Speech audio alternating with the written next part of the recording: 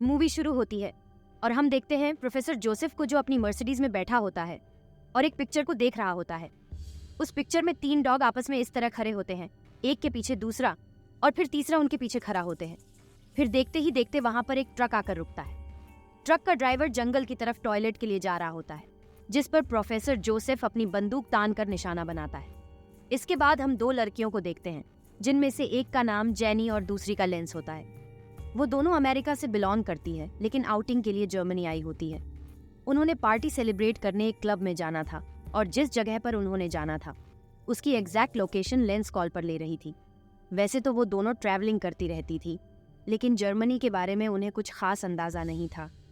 वो दोनों एक रेंटेड कार लेती है और पार्टी वाली जगह की लोकेशन के लिए रात को चल पड़ती हैं। उन्हें पार्टी के एग्जैक्ट जगह पता नहीं थी। वो दोनों जंगल से गुजरती हुई काफ़ी दूर निकल आती है और अपना रास्ता भटक चुकी होती है। वो दोनों प्रॉब्लम में फंस जाती है।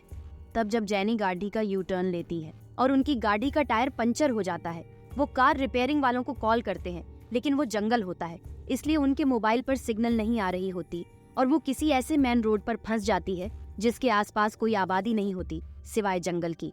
फिर वो डिसाइड करती है कि हमको कार में ही रहना चाहिए और उस रोड से गुजरने वालों से मदद मांगनी चाहिए। फिर कुछ देर बाद वहाँ से एक कार गुजरती है। वो दोनों से मदद मांगती है। उस कार में एक बूढ़ा शख्स बैठा होता है। वो उन दोनों को अकेला देखकर अजीबोगरीब इशारे करता है, जिससे वो काफ़ी डर जाती है और कार को अंदर से लॉक कर देती है। फिर वो कार चली जाती है। फिर वो एक घर को ढूंढ रही होती है जहाँ से कॉल करके वो अपनी मदद के लिए किसी को बुला सके। रात भी काफ़ी हो जाती है और वो दोनों जंगल की तरफ जाती है। फिर उन्हें एक घर से लाइट आती हुई नजर आती है। वो उस घर की तरफ चली जाती है। फिर अचानक से वहाँ पर तेज बारिश होना शुरू हो जाती है और वो दोनों उस घर तक पहुँचने तक काफ़ी भीग जाती है। फिर वो उस दरवाजे पर नॉक करती है और अंदर से ही प्रोफेसर जोसेफ निकल कर आता है। वो दोनों अपनी प्रॉब्लम के बारे में जोसेफ को बताती है और उसे कहती है कि वो इमरजेंसी रिपेयरिंग वालों को कॉल करें। वो दोनों भीगी होती है, इसलिए प्रोफेसर उनको अंदर बुला लेता है। प्रोफेसर के घर में अजीबोगरीब पेंटिंग थी जिनको वो बहुत गौर से देख रही थी और वो सारी पेंटिंग काफ़ी डिस्टर्बिंग थी। प्रोफेसर उनसे पूछता है कि क्या तुम ट्रैवलर हो, जिस पर वो कहती है कि हम न्यूयॉर्क की रहने वाली है, जर्मनी यहाँ पर घूमने आई हैं। वो लड़कियां फिर से प्रोफेसर को कार सर्विस वाले को फ़ोन करने का बोलती है, जिस पर वो कोई तवज्जो नहीं देता और उस बात को इग्नोर कर देता है। फिर एक सवाल करता है कि क्या तुम दोनों आपस में रिलेटिव्स हो। वो कहते हैं नहीं, हम रिलेटिव्स नहीं हैं, लेकिन फ्रेंड्स हैं। फिर वो वहाँ से उठता है और किचन में पानी लेने जाता है और साथ ही वो एक कॉल भी कर रहा होता है, जिससे अन को लगता है कि वो कार सर्विस वालों को फ़ोन कर रहा है। फिर वो उस पानी में ड्रग मिला देता है, जिसको सिर्फ लेंस पी जाती है, लेकिन जेनी से वो गिलास नीचे गिर जाता है। ये देखकर प्रोफेसर उनके साथ काफ़ी बुरा बर्ताव करता है और पानी को साफ करने के लिए टावल लेने बेसमेंट में जाता है। बेसमेंट में जाकर वो एक इंजेक्शन को भरता है और दूसरी तरफ लेंस को बेहोशी वाली कैफियत हो रही थी, क्योंकि ड्रग अपना असर दिखा रहा था, लेकिन जेनी को उसका असर नहीं होता। और जेनी फिर प्रोफेसर को कॉल करने को बोलती है, लेकिन वो उसे इनकार कर देता है और वो फौरन वहीं इंजेक्शन जेनी की गर्दन में लगा देता है, जिससे वो फौरन बेहोश हो जाती है। फिर प्रोफेसर अपना ब्रेकफास्ट ले रहा होता है और जेनी को होश आता है और वह खुद को प्रोफेसर के लैब में पाती है कि वो बेड से बंधी हुई है। उन दोनों के अलावा वहाँ पर एक आदमी होता है, उसे भी बांधा होता है और वो वहीं ट्रक ड्राइवर होता है।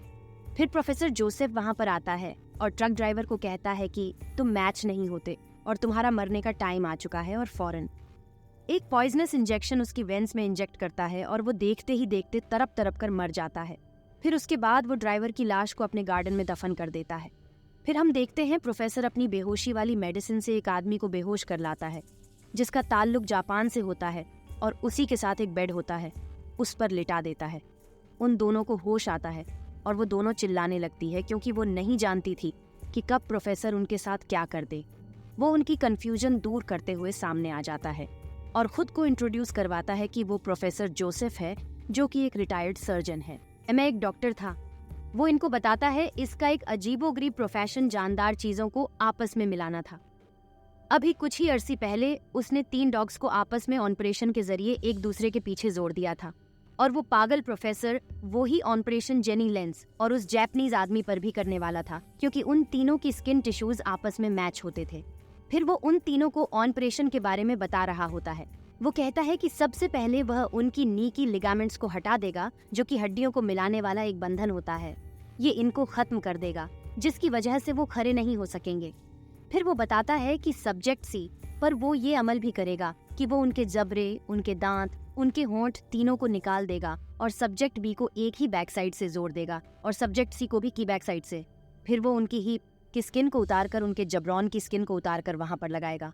तीनों को आपस में इस तरह जोड़ देगा जिस तरह के डायग्राम में नजर आ रहा है, जिससे ये होगा कि सब्जेक्ट ए जब खाना खाएगा वो खाना उसके जिस्म से होता हुआ जब ह्यूमन वेस्ट बन जाएगा, फिर वो सब्जेक्ट बी के मुंह में चला जाएगा और वो वेस्ट मटेरियल सब्जेक्ट बी से होता हुआ सी के मुंह में चला जाएगा।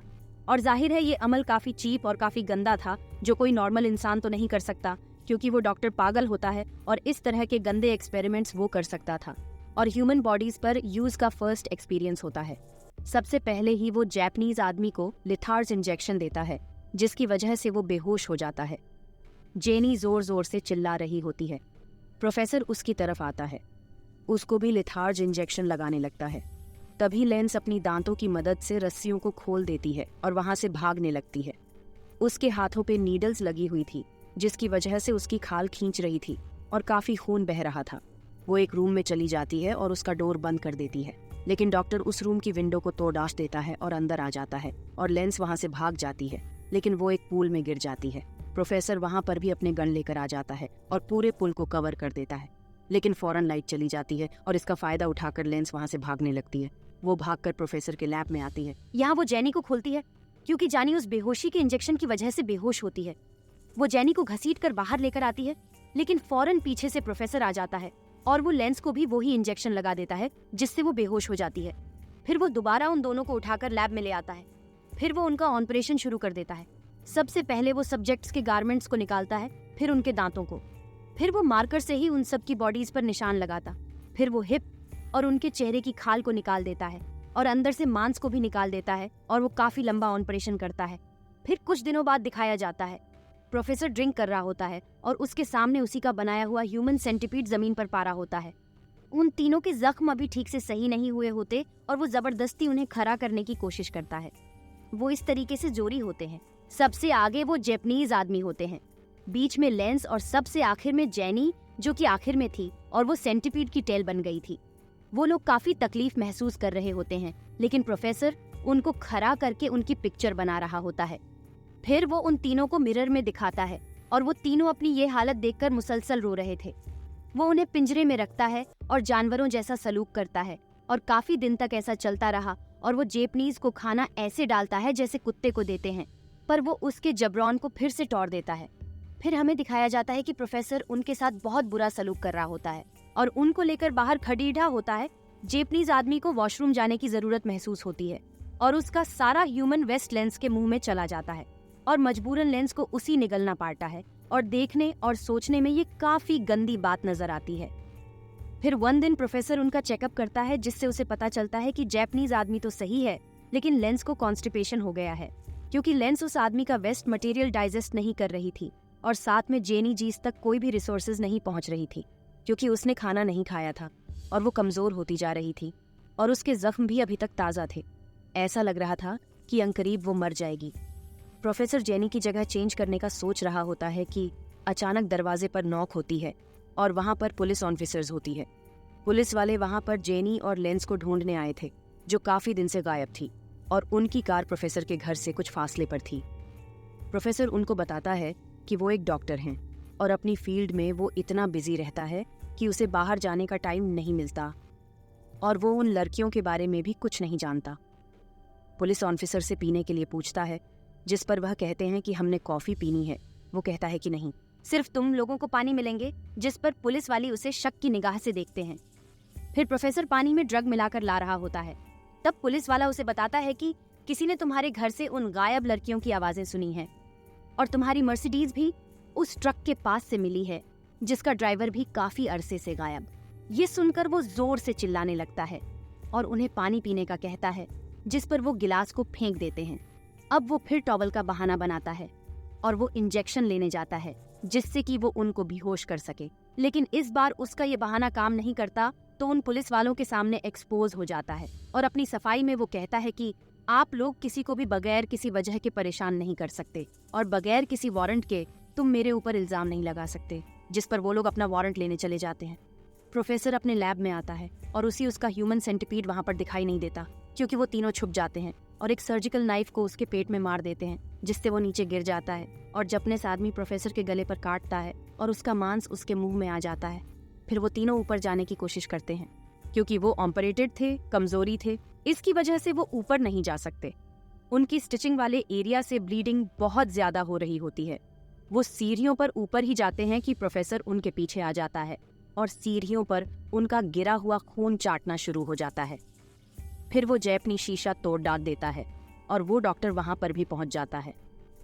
वो जैपनीज टूटे हुए कांच से अपना गला काट देता है और मौके पर ही उसकी मौत हो जाती है। इतने में वो पुलिस ऑफिसर्स भी वहां पर पहुंच जाते हैं, लेकिन उन्हें कोई नजर नहीं आता। फिर वो उसकी लैब में जाते हैं।